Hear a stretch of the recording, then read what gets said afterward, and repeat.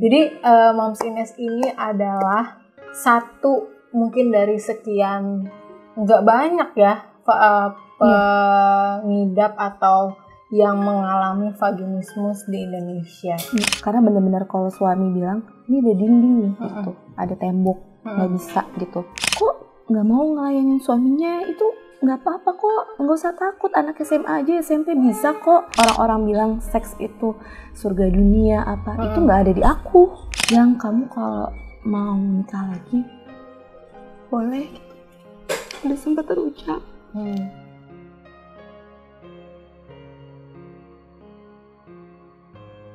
Assalamualaikum warahmatullahi wabarakatuh. Hai semuanya, para pejuang dua garis. Kita ketemu lagi sama saya Risa Nafria. Udah lama nih kita nggak ketemu, cerita-cerita lagi bareng para pejuang dua garis yang alhamdulillah sudah berhasil dengan segala macam usahanya masing-masing. Nah, kali ini kita akan ketemu sama Moms Ines, seorang pejuang dua garis dengan problematika sebelumnya adalah vaginismus. Jadi kita akan coba tanya langsung sama Moms Ines. Kali ini formatnya tuh agak beda. Kita langsung ngunjungin ke rumahnya Moms Ines untuk ngobrol-ngobrol. Halo, assalamualaikum. Mami Ines, Mami Gina. Apa kabar? Alhamdulillah baik. Mohon maaf lahir batin. Mohon maaf lahir batin karena kita habis lebaran nih syuting ini ya. Jadi Moms Ines ini adalah satu mungkin dari sekian, nggak banyak ya, pengidap atau yang mengalami vaginismus di Indonesia. Betul, benar gak? Bisa jadi nggak banyak, bisa jadi ada yang belum tahu juga mungkin kalau dia kena vaginismus. Karena vaginismus itu juga kita, kalau saya pribadi sih ya baru ngeh tuh di tahun 2018 atau 2017. Pada saat itu juga satu account Instagram seorang dokter Objin, Dokter Robi itu memang ngeklaim namanya itu vaginismus Indonesia. Iya, vaginismus Indonesia, bukan nama itunya juga. Dan dari situ akhirnya dia sering live Instagram, dia sering sharing-sharing. Betul. Oh, ternyata ada ya yang kayak gini. Nah, ini kita mau ngobrol aja langsung sama Moms Ines. Vaginismus itu awalnya tuh sebagai seorang pasangan baru gitu ya, pasangan baru. Kita tuh pasti semuanya ngeklaim tuh langsung, oh pasangan nikah, abis itu langsung punya anak, udah gitu ya rata-rata gitu. Ternyata tuh nggak segampang itu, apalagi ternyata ini belum sampai ke proses punya anaknya loh. Untuk penetrasi aja ternyata perlu perjuangan. Benar. Gimana Moms Ines? Waktu saat pertama kali nikah, abis itu pasti kan honeymoon atau malam pertama. Sebenarnya sih jujur bagi aku nggak perlu tahu lama ya, kayak ada yang salah nih sama aku. Ya abis nikah biasa gitu kan, kita liburan honeymoon. Di malam pertama itu capek. Jadi masih gagal, capek mungkin gitu kan. Terus kita besok sampai seminggu itu benar-benar aku tuh honeymoon seminggu tuh nggak berhasil dong. Terus kemudian sebulan, 2 bulan, 3 bulan, ini udah pasti ada yang salah nih. Bukannya cuma gak relax atau apa, pasti sesuatu. Karena benar-benar kalau suami bilang, ini ada dinding nih, gitu, ada tembok, nggak bisa gitu.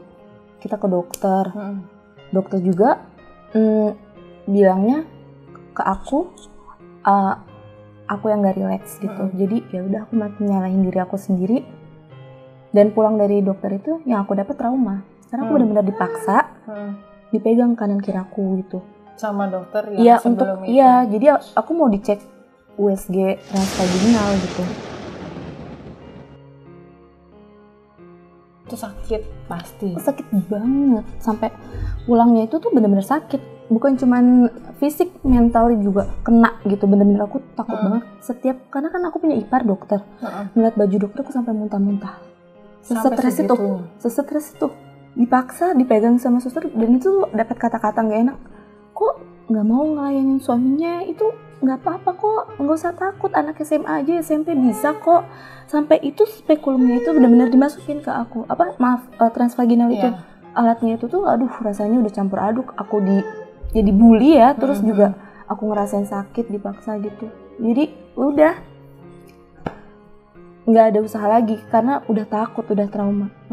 Berarti tapi mohon maaf, pada saat mau berhubungan itu kan pasti kayak ada foreplay-nya dulu gitu. Iya. Pada saat foreplay-nya itu terangsang pada umumnya. Iya, malah gimana sih? Umur nikah 25 ke atas, kayak udah 26 kalau nggak salah. Udah cukup.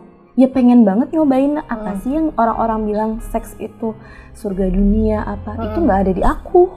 Maksudnya apa sih itu udah yang namanya gimana sih honeymoon kan pakai yang bunga-bunga itu loh, terus ada candle itu nggak bikin jadinya yang kata orang-orang mungkin nggak relax jadinya. Iya bikin relax tapi itu penetrasi udah terjadi sama aku gitu. Aku sampai punya maaf sampai aku berpikir aku vagina aku ada lubangnya apa enggak ya gitu, atau suami aku yang nggak bisa ya. Jadi kita saling bingung nyalahin diri masing-masing kayak gitu. Karena pada saat itu totally masih awam banget di sosial media ataupun apalagi di lingkungan. Itu kan tabu betul. Dan aku nggak cerita sama siapapun ya, malu dong. Gitu. 2000 berapa itu waktu itu kejadian? Nikah tuh 2016. Oh iya 2016 apalagi masih sangat awam informasi-informasi kayak gini. Nah pada saat itu udah foreplay segala macem, udah mencoba penetrasi dalam, terus abis itu enggak, apa yang dirasain memang yang kayak sakitnya tuh kayak gimana sih kalau boleh digambarin ya?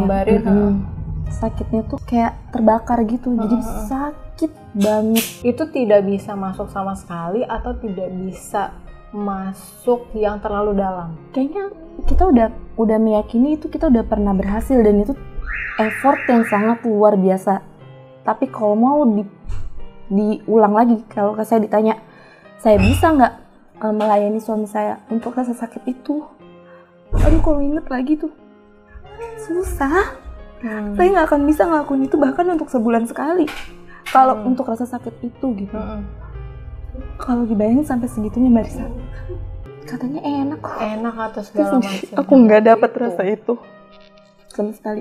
Berapa kali menyimpulkan kayaknya nih saya bukan cuman gak relax nih, kayak emang ada sesuatu nih dari suami dan dari Mams ini sendiri tuh butuh kayak berapa kali akhirnya ayo deh coba kita beraniin ini ada apa nih di saya. Sebenarnya nggak ada sampai ketemu akunnya Dr. Robi di 2018. Coba dari 2016 itu ke situ ya mikirnya masalahnya di mental aku. Mohon maaf banget kalau aku nanya gini, kebutuhan batiniah nggak cuma suami pasti, istri kan juga pasti pengen kayak gitu tuh. Gimana 2 tahun itu maksudnya untuk kayak kepunya anak juga mungkin gue pengen ngerasain dulu deh seksnya enak gimana sebelum gue kayak mikiran punya anak tuh setelahnya gitu kan. Yang penting pengen ini dulu nih pasti gitu kan. Orang tuh banyak yang mikir needs itu hanya ada di laki-laki, padahal salah. Kita perempuan juga pengen. Iya betul, jadi jangan bilang kok Mbak Ines nggak mau ngelayanin suaminya ya. Aduh, saya juga pengen melayani dan dilayani gitu, pengen juga, tapi bukan nggak mau, tapi kita nggak bisa gitu. Ya kan kita banyak suka pillow talk gitu kan. Ya kita pelukan gitu, kayak lewat kissing kayak gitu aja sih paling. Itu udah bikin kita alhamdulillah sampai detik ini bisa bertahan gitu. Sebelum waktu itu ya, sebelum sembuh. Benar. Dokter Robi ini mungkin lumayan jadi titik cerah bagi orang-orang yang kayak Mams Ines yang belum ada sama sekali di Indonesia minim pengetahuan tentang vaginisme. Karena itu awam banget.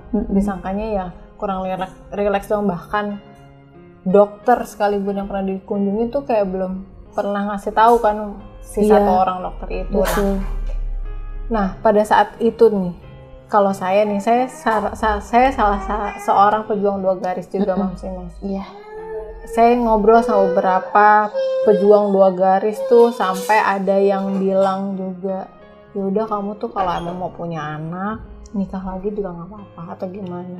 Kalau saya jujur aja sampai usia pernikahan 6 tahun ini tuh belum pernah berani atau kayak mau terucap kayak gitu tuh, kayak lo ya udah kalau mau punya anak boleh deh nih. Kalau saya tuh masih berat. Di Mams Ines tuh ada gak sih tahap-tahap momen yang kayak gitu tuh kalau Ada. kamu pengen Ada banget. gimana gitu? Udah pernah ngomong sama suami gitu. Ya di Pilotalk itu kita udah ngobrol, aku udah kayak di titik yang udah mau 2 tahun itu. Yang kamu kalau mau nikah lagi boleh. Udah sempat terucap. Terus suami tanggapannya gimana? Dia bilang ya nikah itu bukan cuma pesta yang gede, terus kita punya rumah, punya anak seperti impian kita, tapi gimana kita bisa ngejalanin itu, ketidaksempurnaan dalam pernikahan itu, gimana kita bisa membina itu dengan baik dari kekurangan itu. Ya dia bawa saya sampai sekarang itu alhamdulillah. Vaginismus itu bukan tidak bisa punya anak ya, itu beda Iya, tuh. itu Vaginismus beda. beda. Bebannya tuh kayak Membuatnya aja kita. iya kayak 2-3 kali lipat kan bebannya. Gimana Betul. saya juga punya anak, saya aja pengen having Sex, fun, ya. having sex aja tuh nggak bisa ngasih kamu kenikmatan gitu kan. Betul. Bahkan yang udah sembuh dari vaginismus aja, itu juga baru satu step dia sembuh vaginismus. Belum lagi nanti udah bisa transvaginal, ada kista, ada mimi, itu banyak teman-teman aku harus berjuang lagi kayak gitu. Jadi vaginismus sama punya anak tuh 2 hal yang berbeda Dua gitu. hal yang berbeda. Tapi memang harus dibenerin vaginismusnya dulu supaya dia bisa, organ reproduksi kita kan juga jadi baik dong. Iya, Bisa iya, dicek iya. kalau nanti mau promil kan harus bisa juga. Kalau masih vaginismus untuk cek aja susah. Sampai akhirnya menemukan solusinya itu gimana Mas? Iya, jadi malam-malam itu suami aku ngasih tahu aku, oh ya yang besok. Suami duluan yang Iya, suami tahu. dulu yang tahu. Dia malam-malam itu dia nemuin akun itu, dia ngajak aku liburan, nggak langsung ngasih tahu. Jadi aku dibikin tenang dulu karena secara nggak langsung, enak dulu gitu suasananya ya. karena secara nggak langsung ini yang bermasalah aku gitu. Dia tuh nggak mau nyalain aku banget walaupun memang sebenarnya ada masalah memang aku gitu. Dia kasih tahu yang baca deh ini gitu, akun ini gitu. Terus aku baca, terus aku denial lah. Masa cuma 8% di dunia yang kena, aku termasuk di dalam 8% itu, nggak mau dong. Hah, enggak lah, nggak kayak gini, aku bilang. Katanya kaku dinding otot vaginanya gitu. Enggak lah, aku nggak ngerasa keras atau apa. Kan aku nggak ngerasa, yang ngerasa suami. Katanya bener-bener bentur tembok gitu kan. Tapi aku ngeliat dia tuh kesian gitu. Udah seminggu sebelumnya, setelahnya itu aku langsung WhatsApp Dokter Robi. Aku bikin appointment. Dokter Robi kasih tahu itu. Terus Dokter Robi nanya, kira-kira Ines vaginismus atau enggak ya? Enggak. Terus kenapa mau ketemu saya? Ya saya mau kasih suami saya seneng juga gitu. Saya pengen, ya ikhtiar terakhir saya deh dok, saya pengen coba. Oke, jadi saya jalan ke Bandung sampai tatap muka sama Dokter Robi. Saya masih bilang saya enggak vaginismus. Walaupun udah baca postingan Dokter Robi sampai atau ketemu itu Dokter Robi cerita, ya baru saya percaya pas Dokter Robi cek itu saya katanya paha saya tuh refleks ketutup. dari sebelum nikah memang udah kayak berasa kayak gitu. Nggak tahu, tahunya pas Dokter Robi itu. Jadi ada tes-tesnya tertentu. Iya, ada pas di tes tertentu. itu, Saya belum sampai derajat dalam di pahanya aja betul, udah. derajat 4. Yang keparahannya itu derajat 5. Tapi iya, jadi tapi saya jadi maksimal itu derajat 5 yang paling parah itu yang jadi sampai Mas Ines yang di 4. jadi kalau derajat 5 itu dipegang itu sakit sekali. Aku sih nggak ada sakit, cuma memang refleks. Jadi satu kali ketemu Dokter Robi, abis itu langsung proses dilatasinya. Jadi aku udah langsung booking sebelum ketemu Dokter Robi. Jadi aku itu udah booking kamar sendiri dan ketemu Dokter Robi. Jadi iya, aku udah memasrahkan diri gitu loh. Memang dilatasi itu apa sih prosesnya? Dilatasi itu kan kayak latihan memasukkan sesuatu itu ya, dilatasi kan proses memasukkan sesuatu. Nah ini dilatasi berbantu, artinya dibantu oleh dokter. Kalau yang sendiri itu kan bisa menggunakan alat dilator kayak dildo itu. Kayak dildo. Tapi ini aku berbantu, artinya dibantu oleh dokter. Dalam proses sadar atau tidak sadar? Nggak sadar, jadi di ruang operasi, tapi nggak ada sayatan sama sekali. Tindakannya tuh sama suami, ada suaminya. Jadi setelah di ruang operasi? Iya, di ruang operasi bius total. Dalam keadaan bius total aja itu saksinya suamiku. itu dilatornya itu dimasukin, pahaku ketutup. Padahal dalam posisi bius total. Betul. Jadi aku harus ditambahin lagi dosisnya. Jadi sebelum disuntikin botox itu suamiku masukin itu masih susah katanya. Aku nggak sadar itu masih susah banget, masih kayak gini. Nah setelah botox itu kan untuk ngelemesin ya, untuk ngencengin. Tapi kalau botox untuk vaginismus ini untuk ngelemesin. Jadi setelah disuntik itu suamiku yang masukin dilatornya. Iya, plong aja mbak. Jadi di rumah sakit itu prosesnya setelah dilatasi berbantu itu proses di ruang operasi itu udah sadar kita kembali ke kamar itu latihan dulu pakai dilator gitu latihan. Itu penuh penyiksaan itu. Jadi setelah selesai dari rumah sakit mau berhubungan lagi itu ada proses latihannya lagi dulu tuh. Iya. Tapi kata dokter Robi kan ngasih tahu sebulan latihan dulu baru coba. Tapi itu nggak berlaku untuk aku. Aku orangnya nekat. Karena aku emang pengen ngebuktiin aja. Orangnya tuh coba deh, kan kemarin aku yang denial soalnya. Bener 2 hari, ayo dong yang coba. Bisa, alhamdulillah. Nggak ada rasa sakit atau panas tadi itu? Nggak, rasanya aneh. Rasa aneh aja kayak, ya karena kita belum pernah sih aneh aja gitu. Terus langsung ya udah ketawa berdua. Nangis lucu pokoknya gitu. Setelah akhirnya bisa penetrasi pada saat ini udah masuk ya gitu kan? Iya, kan? kayak gitu. Ya kayak kan? gitu, bener persis kayak gitu. Udah gini doang nih gitu ya? Iya, kayak gitu. Kayak gitu, bukannya menyepelekan ya teman-teman yang belum sembuh, bukan. Tapi segitu excited, aneh banget. Aneh tapi masih kok gampang gitu. Kemarin tuh kenapa nggak bisa gitu? Iya. Aneh, aduh kok gampang. Udah ya gitu. Vaginismus mau tadi derajat sampai 5 pun itu sangat mungkin untuk sembuh. Sangat mungkin gitu sekali. Nah, abis dari dilatasi dan akhirnya sekarang dan akhirnya bisa, itu ada treatmentnya lagi atau kayak ya udah itu udah pasti selamanya bisa atau nanti bisa kambuh lagi? Kalau dokter Robi bilang vaginismus itu kita nggak pernah tahu apa penyebabnya, kan sampai sekarang masih unknown, belum ketahuan. Jadi siapapun bisa. Karena temanku udah punya anak 2, tiba-tiba kena vaginismus. Sudah melahirkan normal, semuanya normal 2 anak itu. Tapi udah 3 tahun dia selama 3 tahun ini nggak bisa penetrasi sama sekali. Insya Allah mau segera ketemu dokter Robi sih katanya. Iya. Nah kalau kayak gitu kan udah punya anak juga. Nah, jadi siapapun bisa, tujuan akhirnya tuh bukan memang mau punya anak, tapi dia mau merasakan normalnya. Iya. Seperti layaknya pasangan. Iya, karena kan itu suatu kebutuhan ya. Proses akhirnya mengandung tuh gimana? Hamil 2 bulan itu aku langsung telat 2 bulan itu. Jadi ya gimana, kita kan baru pengantin baru. Orang yang kadang-kadang ya nggak bisa berhubungan itu kan terlampiaskannya kan juga bingung ya. Mungkin emosinya juga kadang-kadang naik turun, ya sensitif, apalagi di tengah ngomong vaginismus pasti keluarga, apaan tuh, masa iya sih lo nggak bisa? Nah pasti tuh omongan keluarga tuh gimana tuh lebih.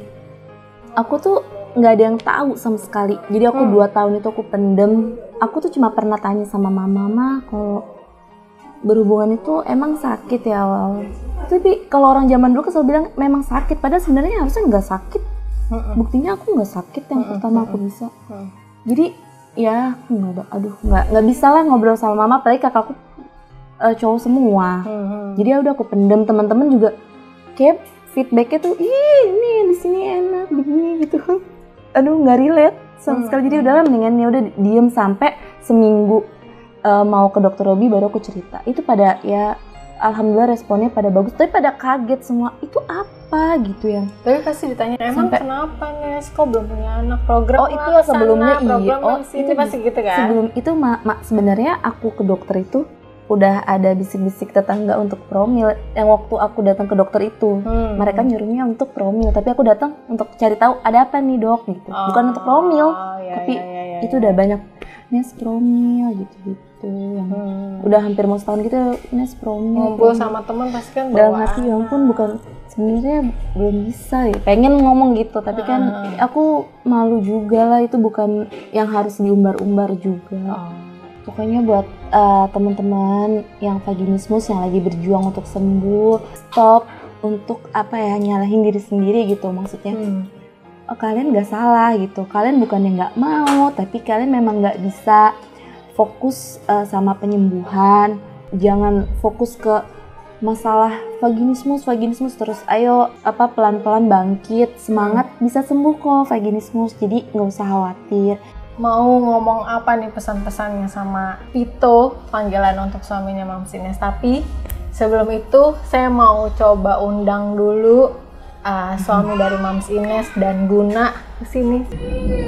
Buat Vito, makasih udah jadi suami yang sabar, yang baik, yang nggak mau nyalahin aku, yang udah ngiyakinin aku buat kita bisa jalanin rumah tangga ini. Makasih pokoknya. Sama-sama. Terima kasih juga ya. Tuh, Mina. Pokoknya terus jadi Vito yang baik, yang sabar, sehat-sehat terus buat Vito.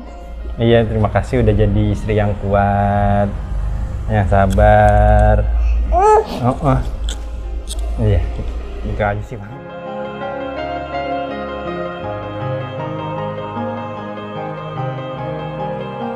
Makasih Vito. Terima kasih udah nonton kita sampai habis. Jangan lupa untuk like, komen, dan subscribe YouTube channelnya maupapa.id. Untuk teman-teman yang mungkin menderita vaginismus juga dan mau bercerita di kolom komentar, silakan kita ngobrol-ngobrol di kolom komentar. Nanti juga Mams Ines mungkin kalau ada yang nanya vaginismusnya gimana ceritanya, nanti kita balas-balasin kayak halnya cerita Tania di episode yang ini nih. Mungkin ada yang mau nonton atau nanti aku taruh di end screen cerita dari pejuang 2 garis yang lainnya. Sekian dari saya Risa Novria, sampai ketemu lagi. Assalamualaikum warahmatullahi wabarakatuh. Dadah.